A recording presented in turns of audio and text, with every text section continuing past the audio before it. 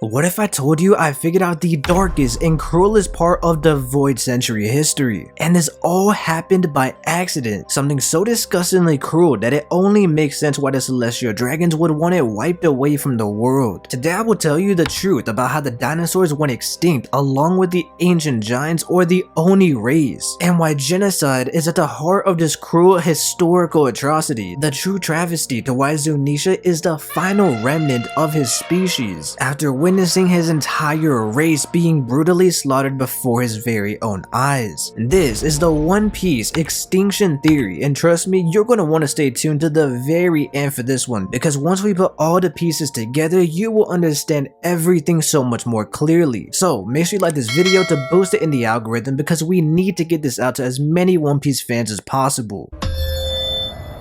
It's crazy to think about the massive rabbit hole I went down after making a simple joke to Wizard of Oars about how Fujitora wiped out the dinosaurs in One Piece. And that's when it hit me.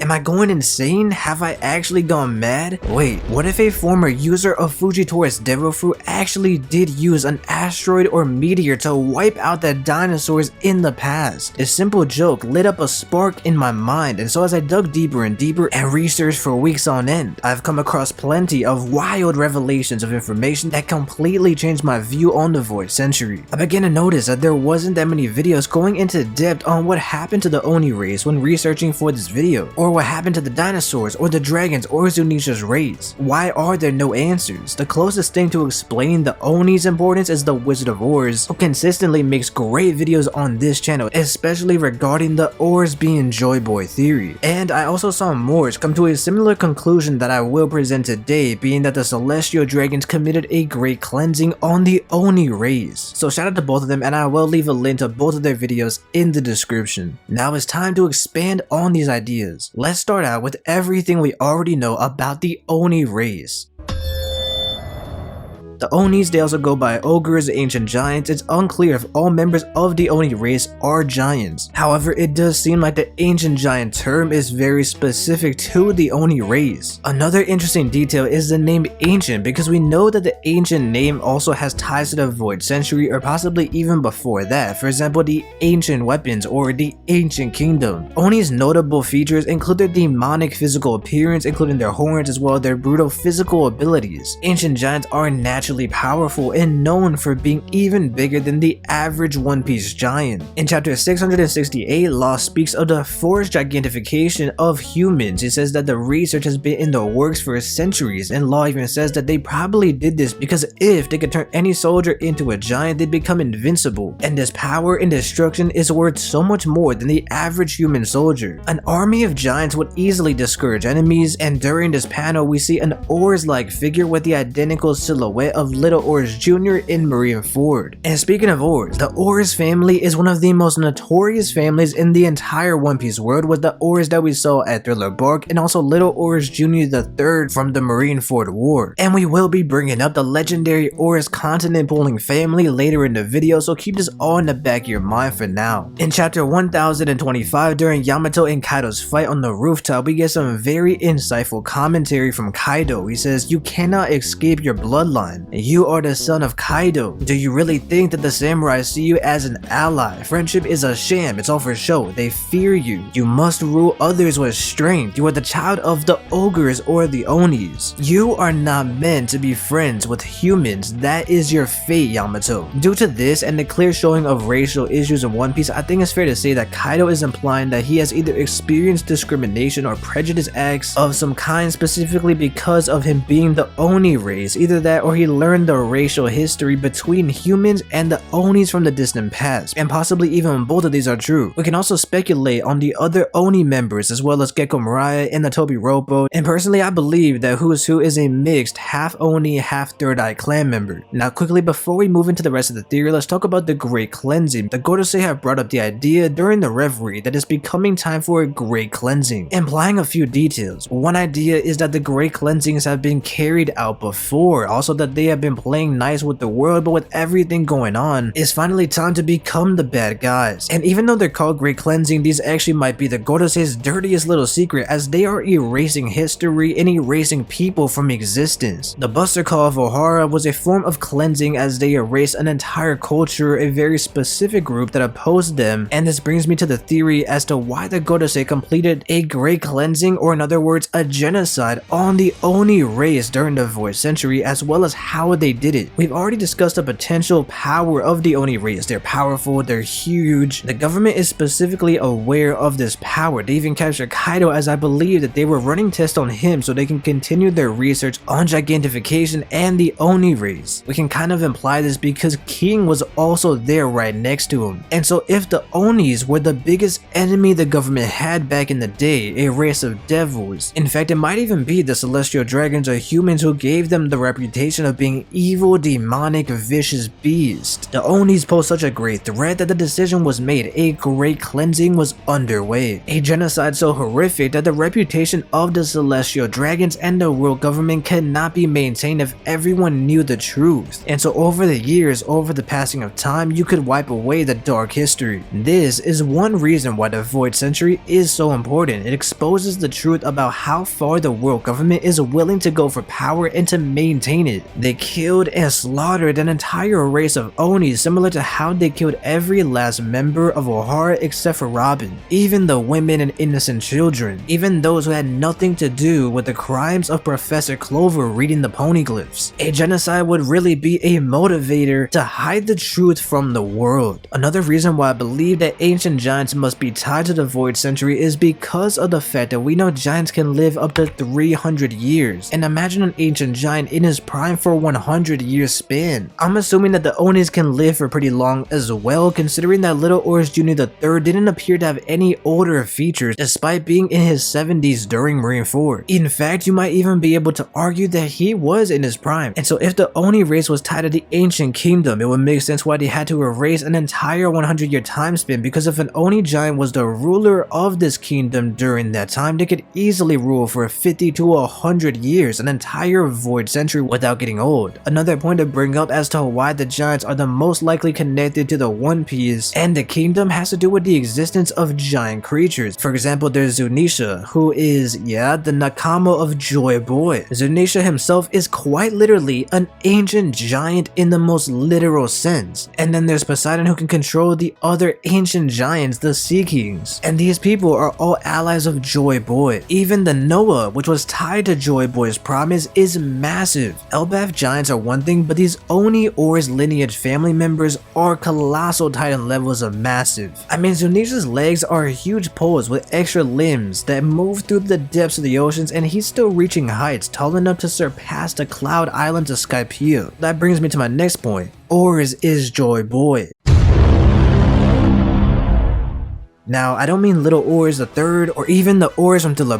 What I mean is that the original Oars ancient giant was Joyboy. Shout out to Wizard of Oars, man, because to this day, one of my favorite theories in the community is Oars is Joyboy, and it has a shockingly ridiculous amount of evidence to back it up. And I don't want to make this an Oars is Joyboy video, because Wizard of Oars has told me that he will eventually make a giant video covering all the facts and evidence and proof that Oars was indeed Joyboy. So make sure you subscribe to the channel and hit that notification bell to be notified in the future when that video does eventually drop. But for now, let me cover the main points so I can quickly convince you and we can move on to the next part of the theory. Oars III wore a straw hat and Marineford and shared many parallels with Luffy. For example, he charged straight into battle to save Ace and had that same do or die energy, being reckless and full of passion. We even get a flashback for Little Oars, which is kind of strange since he was only shown in this one arc and a side character to Luffy, Ace, and Whitebeard. He is a big dummy who smiles and even states that he is so tall that he is closest to the sun. Little Oars Jr. is a descendant of the original Oars, and the straw hat represents the sun or the dawn. Luffy is synonymous with the straw hat, and this might seem like a coincidence until we look at Thriller Bark with the symbolism of Oars putting on what resembles a straw hat, and Luffy being the perfect match for his shadows fits with his personality and with his string. And then there's the idea that Oars also died because he was ignorant like Luffy when going into a cold area that he couldn't even notice that he was freezing to death. We also saw Luffy do this during Drum Island. Next, there is a scene where Gecko Mariah is walking up the freezer and is eerily similar to the scene of Imu-sama walking into the creepy freezer during the reverie. Oh yeah, and don't forget that Oars is in Thriller Bark's freezer while a giant straw hat was in the reverie freezer. And I know what you're thinking, that straw hat is way too small. Well yeah, that's true, but after all, the name Joy Boy might fit because they are childish and act like children. But if you consider for a moment that the original Oars may have been a literal boy for over 3 decades, it makes me wonder that if he had this hat while he was not a fully grown ancient giant. Luffy is also very young and got his straw hat when he was a boy. Even Shanks wore his straw hat when he was young and then passed it on to Luffy as he got older. The straw hat is a symbol of Joy Boy, which is why it's better for the next generation to have it. Then there's also the question of Luffy's clothing and has stretching in his fight with Kaido, so I don't know. The other reality is that if Joy Boy was an ancient giant, he would most likely be able to shrink into a mythical Nika or a human form because he's a Zoan, and Luffy is already a human, so he doesn't need a drastic change in appearance or size. We also know that the Nika fruit allows Luffy to grow, but then a giant might want to shrink in order to not be such a huge target, which we know is a downside of Oars during Marineford. Shrinking down could also be a benefit, so he's not crushing a bunch of innocent people. And because of Gear 3, we also know that shrinking is indeed possible. Okay, so other evidence includes Kaido being a false Joy Boy, as he is an Oni whose name also translates to Joy Boy. Then there's the other reality that the Onis are erased from history, and Oars is also known as the greatest warrior, similar to Luffy being the warrior of the sun or the warrior of liberation. Oars was also known as the warrior of the sun or the warrior of the stars in the Thriller Bark translation. And another reason why people doubt this theory is due to the age difference of Oars being in the 70s and the Thriller Bark Oars being said to have died hundreds of years ago. My explanation for this includes Toki, because since her introduction, timeline and ages not adding up perfectly does not really seem to matter, because for example, if Toki was looking for Wano and the original continent puller Joy Boy did create it, it would make sense why she didn't know about Wano despite appearing like she is from there. It's because it wasn't a nation yet, and Oars creating it, pulling continents into Wano before she jumped into time. The different climates, the strange weather, it could all be artificially created by a continent puller. Plus little Oars has ties to Wano, with Ace creating the straw hat there, and Onigashima being a monstrous Oni island, and Kaido saying that he went to Wano specifically for a reason. There are dozens of pieces of evidence for Oars being Joy Boy, but hopefully this is enough to convince you of this theory, as well as how the Oars family and the Oni race as a whole have a very significant importance within the world of One Piece. Now let's move on to the next point. What if the Marines have been recycling and reusing the same devil fruits for generations?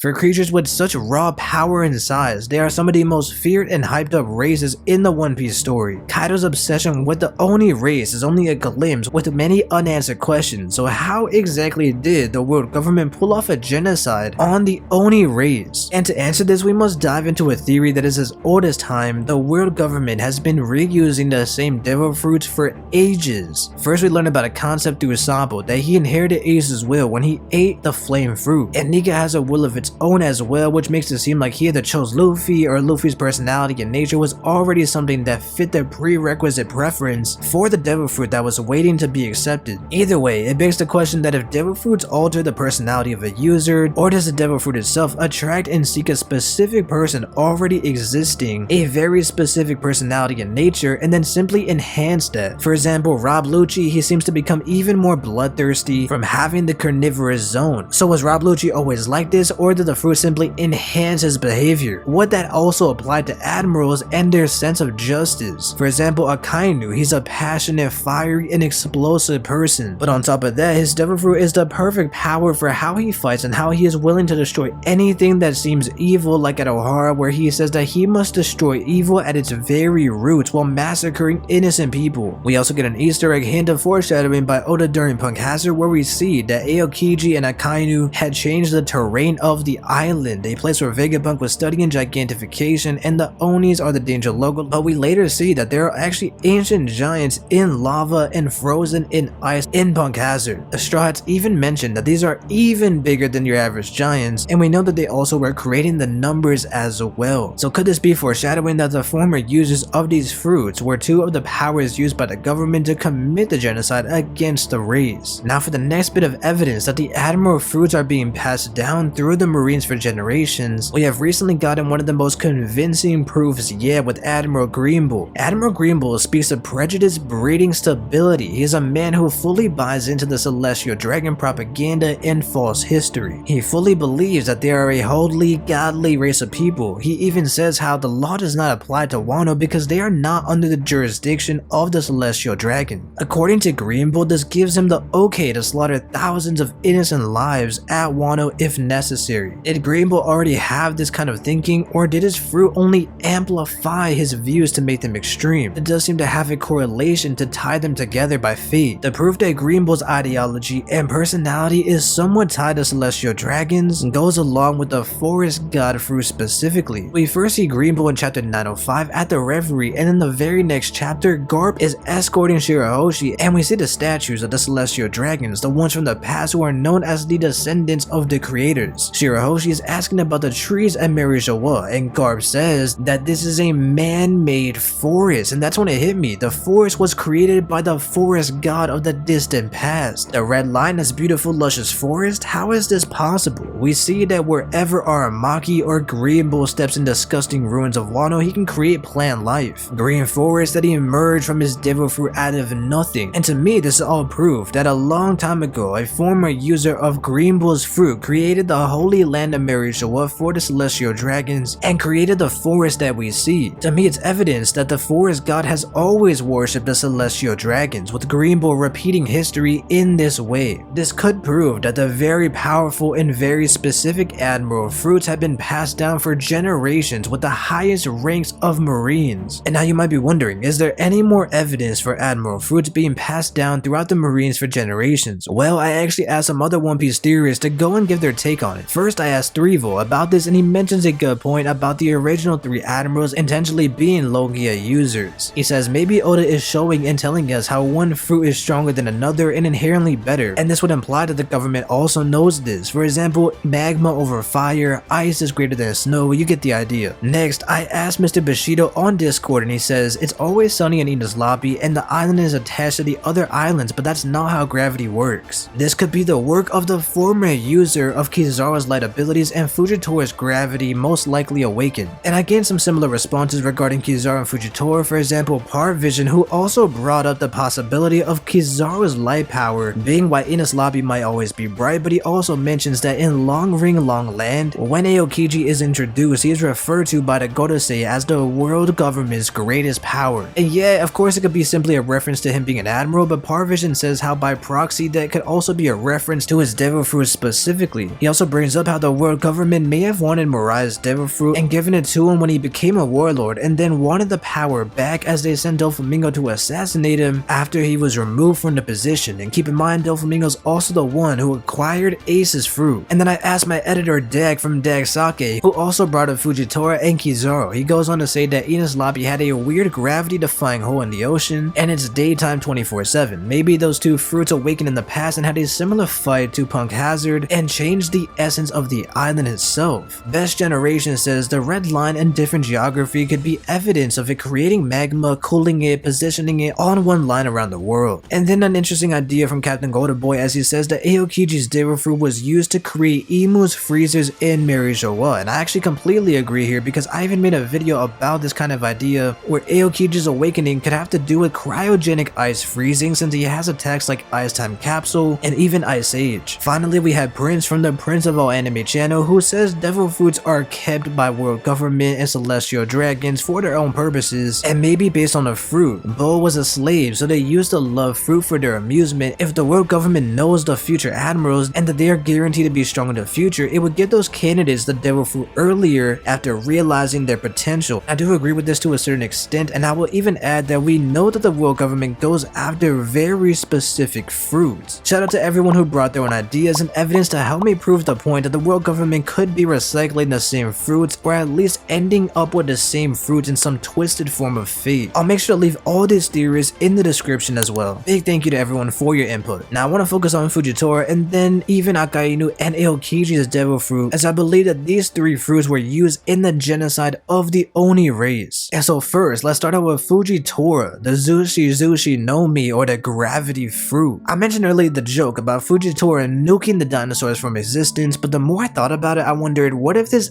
actually did happen? There's been a theory that I remember as a kid, and I'm not talking about One Piece.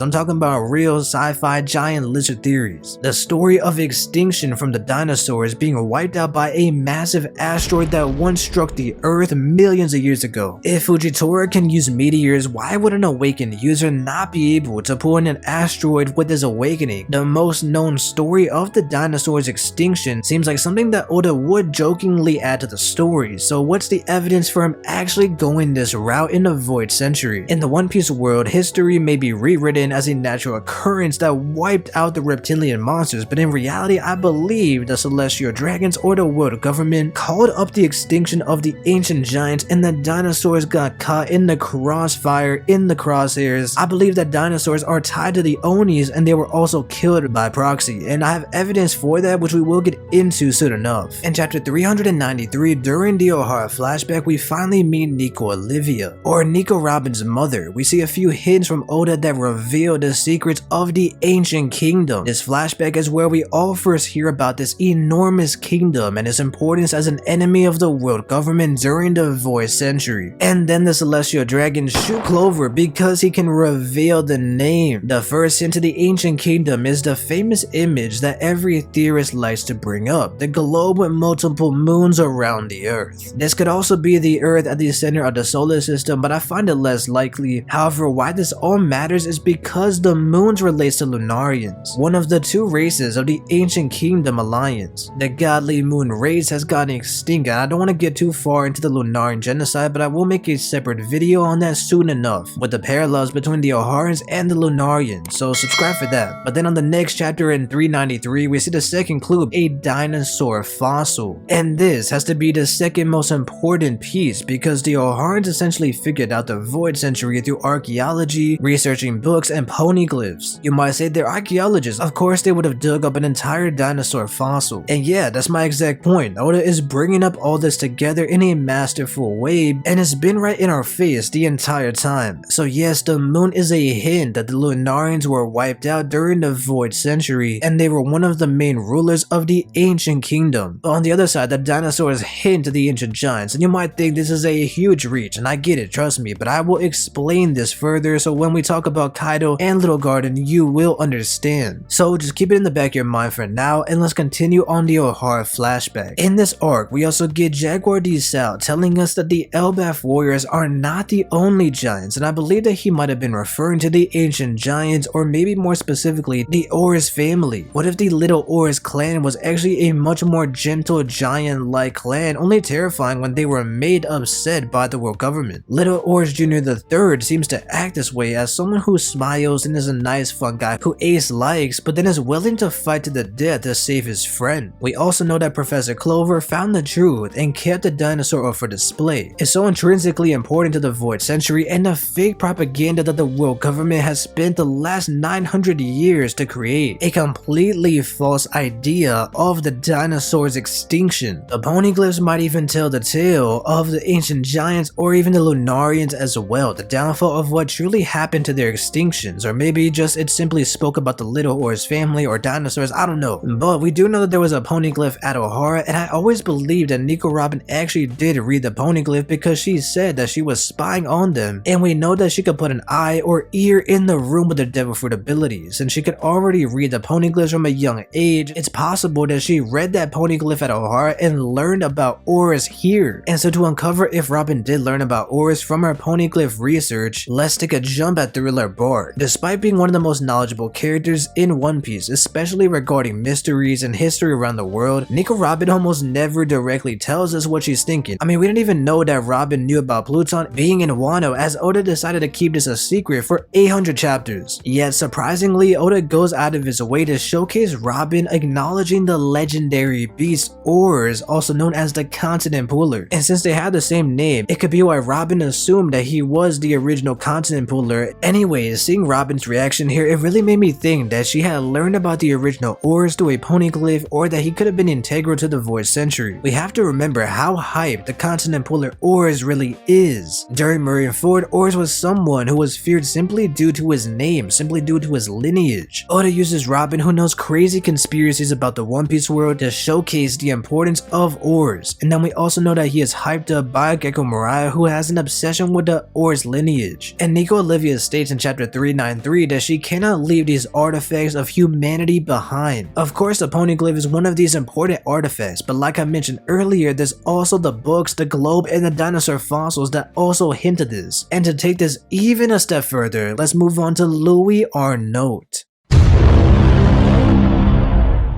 I remember a while ago watching a video by Best Generation, and he brought up a great point that reminded me of a few things. First, he brings up how the Oharans could figure out the world history through artifacts and documents. So yes, you could go read all the poneglyphs in the world to figure out the truth and travel to Laugh Tale and finally figure out what happened during the Void Century. However, you can also do this simply by researching. Through books and the artifacts that were there in that library, you could figure out the truth. And that's why burning all of it down was such a massive loss to the world. And when the Oharans were throwing the books into a pit to save them, we do see one book, and that was The Brag Man by Louis Arnold.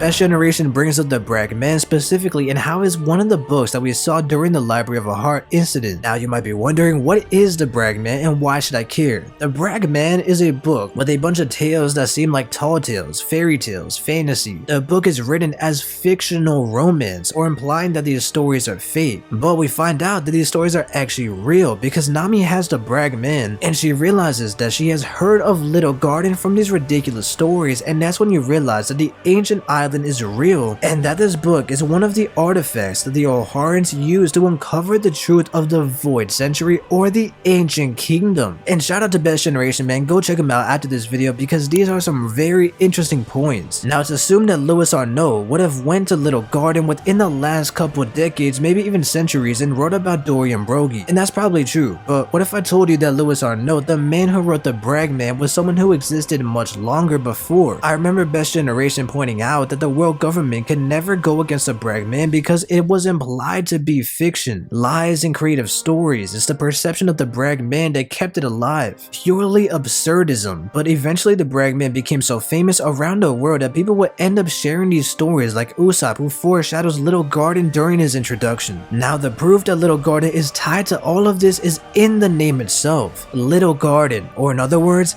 Little's Garden, the Garden of the Littles. And I know it's a play on the giants and having this little garden, and it's intentionally ironic since these are giants and dinosaurs here, but that's only the half of it. The most ironic part about this is that giants actually did roam Little Garden during the Void Century era, and these giants were so big that it was merely a little garden to them. But who would these giants be if not the Elbaf warriors? The Garden of the Little family. Little as in the ancient giant, the Littles, Little Oars Jr. III, and he is the captain of the Little Pirates. And so if this is true, and the Little Oars is actually the true name of the entire lineage, the name Little Garden actually has a double meaning. In the same way that Oda is using Little Garden as a contradicting irony, Little Oars Jr. III is the exact same joke or contradicting irony being reused. Is it a coincidence, or is it simply Oda's humor? Or is there more to it than that? Has Oda already gave us the greatest hint to the secret of the Oni Race and what happened to them and the dinosaurs along with Little Oars Jr. III's name? Like Luffy is a member of the monkey family, the Little family name is one of the other powerful families, except that they have been forgotten due to time and history being erased. Oars would have been the name passed on that gives Oars III the title of Junior. Now, quickly before we talk about the relationship between Kaido, the Onis, and dinosaurs, this video took a long time to script, record, and edit, so quick shout out to one of my editors, Dex Sake. Go check him out, he just hit 1,000 subscribers and he's been pointing out some very unique theories. Now let's continue with Kaidos Crew, the Beast Pirates. To prove that Onis are ancient giants and dinosaurs are tied in one piece, let's look at the most obvious evidence ever, Kaidos Crew. Kaido is obsessed with the Oni race, and of course he chooses a crew of Onis and dinosaurs specifically, a mix of the two. And it's interesting because when we first saw Kaido's crew, we assumed that every character had fake Oni horns, fitting to the theme of the festival being held at Onigashima. We know that Drake is a dinosaur, but his horns are fake, but now recently I've been leaning more towards the horns actually being real for the other Tobiropo. Recently in a mini Shanks flashback, we noticed that Who's Who actually does have his horns, and I also believe he is mixed with the Three Eyes clan because even in his young age we never seen his eyes yet. Plus he has that eye symbology being Who's Who, so him being half Oni, half Three Eyes would actually be pretty cool. And then there's Oti and Page 1 who are orphans that Kaido took in. They both seem to have horns, and Kaido knew their father, so it's possible that they do have Oni blood from that side of their family. And yes, Kaido is the literal king of the beasts with a group of mixed Onis and ancient Zoans. He loves collecting these rare zones, but the Tobiropo and his main members of his crew are specifically ancient zones. There's also his commanders who use the ancient zones like King, Queen, and Jet. And so because of Kaido's obsession, I think this idea of his crew being Onis and dinosaurs is actually evidence and a foreshadowing that the ancient giants and the dinosaurs were once linked in the past. It also makes sense if the ancient giants were these huge monstrous people, these dinosaurs who seem like huge monstrous lizards to other people could be pets or friendly to the giants. This prehistoric island little garden was preserved with dinosaurs roaming, and we can continue to ask where all the dinosaurs went. And then this also makes me wonder about the secrets of Pangaea, because if you don't know, Pangaea is the name of a supercontinent that is theorized to exist millions, maybe even billions of years ago. Dinosaurs roaming the earth and over time would split up into different continents, and it reminds me of the so-called continent pooler. But still, why would dinosaurs only exist at Little Garden specifically? Wizard of Oars also brought up this point before, because if Oars was the one who pulled apart Pangaea to create the New World, it could be a reason for the unexplainable climates and strange phenomena of the Grand Line and the New World. Pangaea Castle, where the Gorosei live, could also be a reference to this ancient era that they erased in the past. There's also the problem of there being multiple moons, but where are they? If Ohara is actually correlating the truth to the Void Century, is it possible that these moons were pulled in and used to destroy the Onis? These tactics of throwing moons or asteroids could be perfect to face off against the legendary ancient giants because it targets the biggest beasts. For example, if the Oars clan was wiped out in a genocide, I believe their pet lizards or dinosaurs were wiped out as well, getting caught in the crossfires. I also believe that it could be an explanation for one of the other species of ancient giants being eradicated, being the Natami Narita elephants.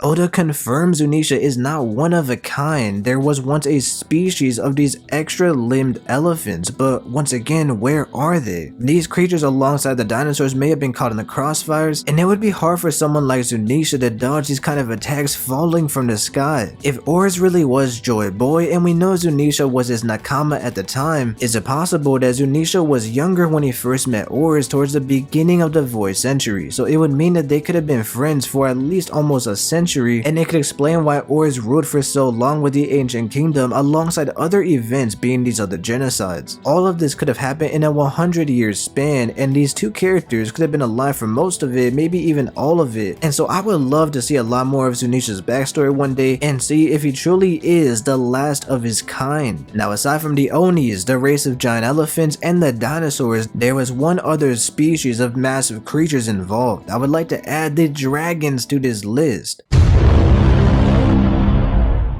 Dragons are kind of similar to dinosaurs, but they are more godlike and more mythical in the One Piece world. These godlike beings fit perfectly here because there is speculation that dinosaurs are actually just dragons. And in One Piece, Kaido, the king of the beasts, is a giant dragon who leads an army of dinosaurs. We know in Japan the dragons are seen as the closest thing to gods, and Oda even brought this up before. And similar to other beasts, I can picture Onis flying through the sky on their giant dragons on some how to train your dragon type lifestyle. The fact that they they are so big, so powerful would make them creatures to be sought after, but having these beasts on your side could also be a powerful ally. Because of Kaidos Devil Fruit, we know that dragons once existed, we know they're out there, and I don't know if you want to consider the filler One Piece episodes, but there also are dragons in that. Then we have the references of celestial dragons. I don't know, to me it just seems like dragon did exist at least at one point in the One Piece history, and what better time period but to have them existing during the Void Century. If there really was a giant meteor shower raining down on the earth, I can imagine Joyboy swerving through the sky dodging the meteors on a giant dragon. And yeah, that just sounds like fanfiction, but it's just to give you an idea of what this event could have looked like. It's interesting because in Punk Hazard we see Vegapunk researching dragons and even created some artificial ones. Vegapunk was intrigued with Kaidos Devil Fruit as well, so maybe Momonosuke's fruit was a failure simply because Vegapunk was trying to bring back actual Onis and dragons from Kaido's lineage factor, but he failed. Now the final beast that I believe existed was a Godzilla-like monster. We know about how the ancient kingdom had advanced technology, and if they are inspired by dinosaurs or these giant lizards, why not create a mechanical Godzilla-like powerhouse that can shoot lasers out of his mouth? And this is pure speculation and the least likely of all the possibilities here, but I would love to one day see Oda's take on Godzilla in One Piece. And since the meteor shower maybe wouldn't be enough, let's take a look at the possibility of Akaino's magma being used as a possible weapon of extermination. Another story of how the dinosaurs died out is volcanic eruption, and some people even combine the theories of the meteors and a volcanic eruption to create an ultimate doomsday scenario. It is unclear if Akaino had his devil fruit at Ohara, but considering his counterpart Aokiji already had his, I would not be surprised. And so if this is in any way true, it means that these fruits already helped take part in a cultural genocide of the Oharans. And the lava magma power being so potent is imperative, as even Oda has stated, it is the most powerful and destructive fruit. It's a killing weapon. Akainu, also like Fujitora, has meteors, except they're magma meteors, so probably even better than his. The next and final fruit is the Hiei no Mi, Aokiji's fruit, and the reason why I like this fruit and why it could have been used to cause an extinction is because of the naming schemes, the Ice Time Capsule, the Ice Age. And now I don't know about you, but when I hear Ice Age, I immediately think of the prehistoric era, dinosaurs, woolly mammoths, saber-tooth tigers. You know exactly what I'm talking about. Furthermore, ice is a weakness of Oars, specifically stated in Thriller Bark. We know the Thriller Bark Oars died in a cold island being frozen, preserved, and eventually moved into a giant freezer to continue the preservation. The term Ice Time Capsule implies that these ice attacks could potentially preserve people cryogenically, so I wouldn't be surprised if Oars died in an island that was created by a former user of the Hiei no Mi, like in Punk Hazard after we saw the side effects. This double entendre of Ice Age might have been the final clinching moment that ended both the dinosaurs and the Onis altogether. And to give you a better perspective of what I'm thinking, I picture a similar situation to the Ishvalan conflict in Fullmetal Alchemist, where the government chose specific powers to carry out these genocides. Such a dark reality that was worth hiding for years, but what does this mean for the future of the One Piece story? First, it's important that you subscribe because I will be working on a Lunarian genocide video explaining why the Lunarians may have also been targets of this and started the Great War during the Ancient Kingdom era. I believe the Lunarians were attacked first, but that's for another day, so subscribe and hit that bell to be notified when we drop that video. This Oni slaughter is important because it changes the way I would view Kaido and the world government celestial dragons being exposed as a bloodline of twisted murderers. We know the world has depicted Onis as vicious evil creatures, but I wonder if that's a similar racist narrative, kind of how people are raised to look down on fishmen. In recent times, I would argue that Ohara was another extinguished light, and it makes you wonder what this upcoming attempt on an extinguished light could be. What if they are targeting specifically the remaining Will of D clan members? Or maybe pirates as a whole? Or it could even be that they choose to target a specific race like the fishmen. I think the most likely option is indeed the D clan being wiped away, as it is the true enemy of the gods. But you let me know in the comments, what do you think this great cleansing will look like in the upcoming arcs? If you enjoyed anything I've said here today, a simple like goes a long way. It took a lot to make this video, and if you have enjoyed this theory, click on one of these two videos to continue to help us uncover the One Piece world's greatest mysteries.